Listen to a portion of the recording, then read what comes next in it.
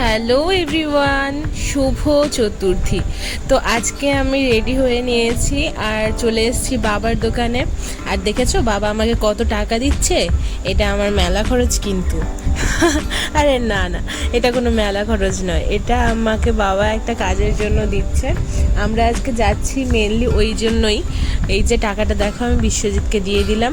তো টাকাটা বাবা দিয়েছে, বাবার দোকানের ইনভার্টারের যে ব্যাটারিটা আছে ওটা খারাপ হয়ে গেছে।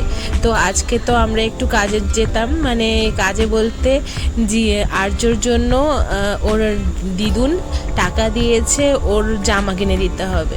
তো এবারে তো পুজোতে সেভাবে শপিং করতে বেরায়নি, তাই জন্য ওরও আর জামা মানে টাকাটা থেকেই গেছে আর কিনে দেওয়া হয়নি।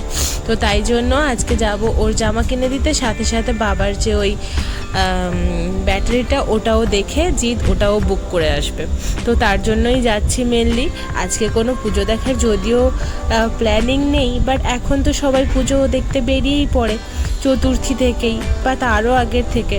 তো সেই জন্য ভাবলাম সবাই একটু ভালো জামা কাপড় পরে যাই। আর দেখো জিৎ গেল এখানে ব্যাটারি চুজ করতে, আর আমি আর ছেলে গিয়ে সেখানে কি করব। সেই জন্য আমি আর আর্য এখানে দাঁড়িয়েই ছিলাম। এর মধ্যে আর্যর চোখে পড়ে গেছে সামনের দিকে একটা প্যান্ডেল আছে। তো সামনের দিকে প্যান্ডেলটাতে আমি বলছি যাস না, আমি একটু পরে যাবো, একটু দাঁড়া এখানে। আর দেখো ও তো বায়না একবারে কারোর কথা না শুনে ব্যাস চলেই যাচ্ছে হেঁটে হেঁটে। ছেলে ধরাটা ধরুক ধরুক, হ্যাঁ তুই যা ছেলে ধরা আছে, যা যা আচ্ছা যা, ছেলে ধরা আছে কিন্তু। এই তো ছেলের বায়না রাখার জন্য এখন তো আমাকে যেতেই হতো। ও আমার হাত ধরে কত সুন্দর করে হেঁটে হেঁটে চলে যাচ্ছে, দেখো ওকে বলতেও হচ্ছে না আজ ওই দিক দিয়ে যা ওই দিক দিয়ে যা। তো এই যে হলো মণ্ডপে ঢুকে গেছি আমরা। আর এই মণ্ডপটা এখনও রেডি হয়নি, এখনও কাজবাজ চলছে।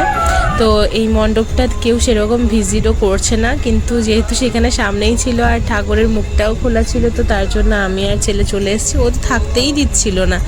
তো এটাতে মেনলি ওই ঝুড়ি টুড়ি দিয়ে তৈরি করছে প্যান্ডেলটা। আর এই যে দেখো, এই হচ্ছে মা দুর্গা, দেখলেই মনটা একদম ভরে যায়। আর আর্য দুর্গা ঠাকুর দেখে এত হ্যাপি যে বলে বোঝানোর নয়। ও একার থেকেই নিজের অ্যাক্টিভিটিসগুলো করে যাচ্ছে। এমনি সময় আমি বলি যে আর্য নম করো, আর্য এই করো ওই করো, বাট এখন দেখো ও এতটাই হ্যাপি, এতটাই আনন্দ, ওকে কিছু বলতেও হচ্ছে না, ও একার থেকেই সমস্ত কিছু করে যাচ্ছে। তুমি কি যাবে? তুমি কি ঠাকুরের কাছে যাবে?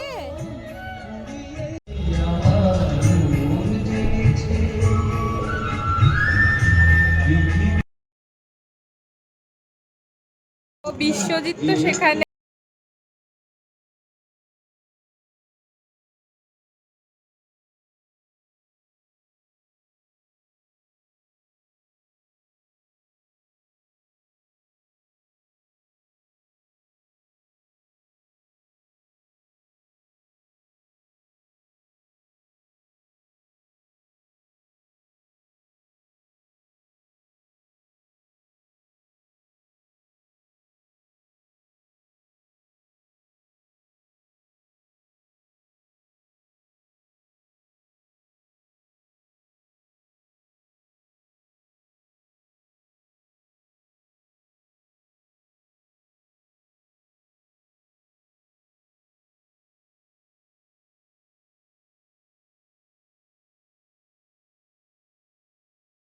বেরিয়েছি।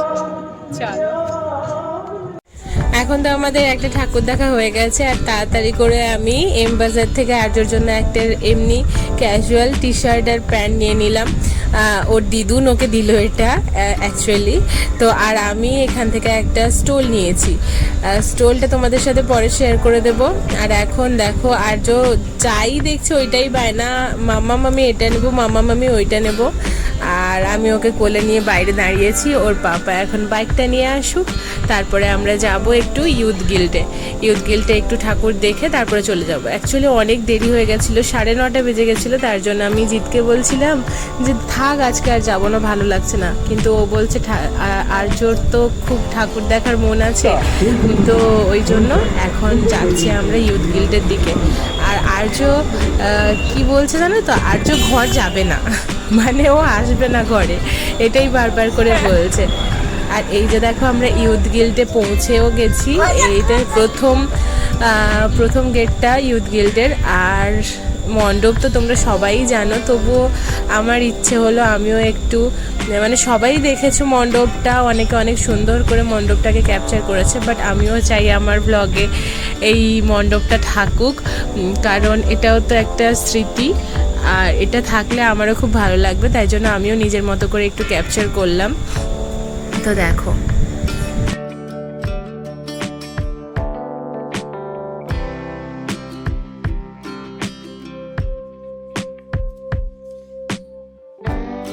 এত সুন্দর করে এত সূক্ষ্ম সূক্ষ্ম কাজ দিয়ে মণ্ডপটাকে সাজানো যে সত্যিই সবার চোখ ফেরানোর উপায় নেই।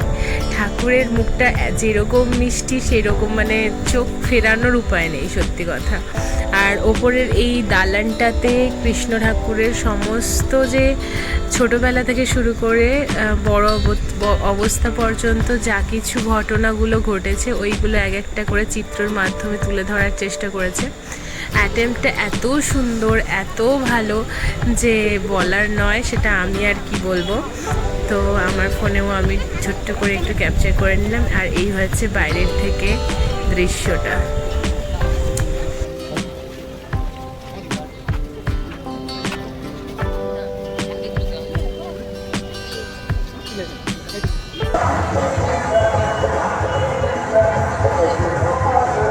আর্য নিয়েছে, আর্য কি নিয়েছে দেখাও, সবাইকে দেখিয়ে দাও।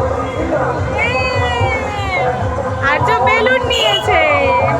ফেরার সময় আমরা নান্দনিকের দিয়ে ফিরছিলাম, তো ওই সময় যাওয়ার পথে একটা দুলের দোকান দেখলাম, তো সেখান থেকে দুটো দুল নিয়ে নিলাম। আর আর্য তো দেখলে কি নিয়েছে। এখন বাড়ি ফিরছি। মাত্র বাড়ি পৌঁছালাম আমরা সবাই, আর এখন তো 11:15 বেজে গেছে, আর আমি 11টা, আর আর্যকে এখন খাওয়াবো। তো তাই জন্য আজকের ব্লগটা এখানেই শেষ করছি, আর বড় করব না। দেখা হচ্ছে কালকে নতুন একটা ব্লগের সাথে। টিল দেন সবাই ভালো থাকবে, সুস্থ থাকবে। আর যদি ভিডিওটা ভালো লাগে অবশ্যই একটা লাইক করে দিতে কিন্তু ভুলবে না। তো টাটা, গুড নাইট।